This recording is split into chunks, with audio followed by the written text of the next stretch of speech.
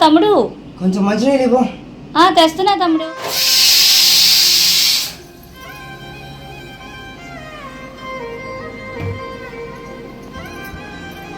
ఇదిగో తమ్ముడు. ఏదా తమ్ముడు, పని దొరకలేదా? పని ఎక్కడ దొరకలేదు అక్క. ప్రతి దగ్గరికి వెళ్ళాను, ఎక్కడా పని లేదన్నారు. సరేలే, దా అన్నం పెడతాను.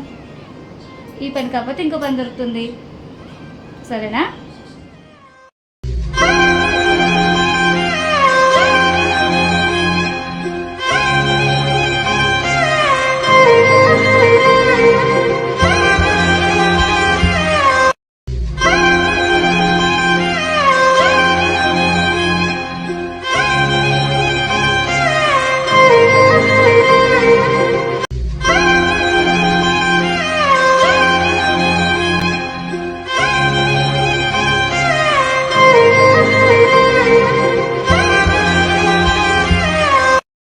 ఇది అది ఇంట్లో సరుకులు అయిపోయి తమ్ముడు, అందుకనే ఈరోజుకి ఇలా కానిద్దాం తమ్ముడు.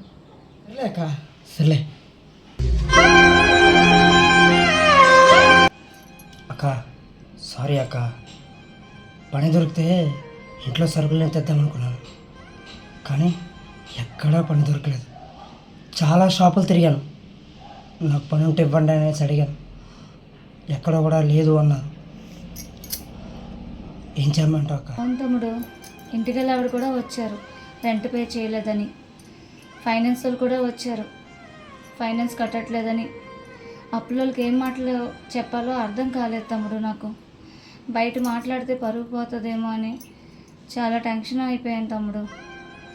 నీకు చూస్తే పని దొరకలేదు, మన ఇంట్లో పరిస్థితి చూస్తే ఇలాగున్నది. ఏం చేయాలో అర్థం అవ్వట్లేదు. ఇంతేనంటావా మన జీవితాలు? అంతే అక్క, మన జీవితాలు, పేద మధ్యతరగతి కుటుంబాల జీవితాలు అంతే.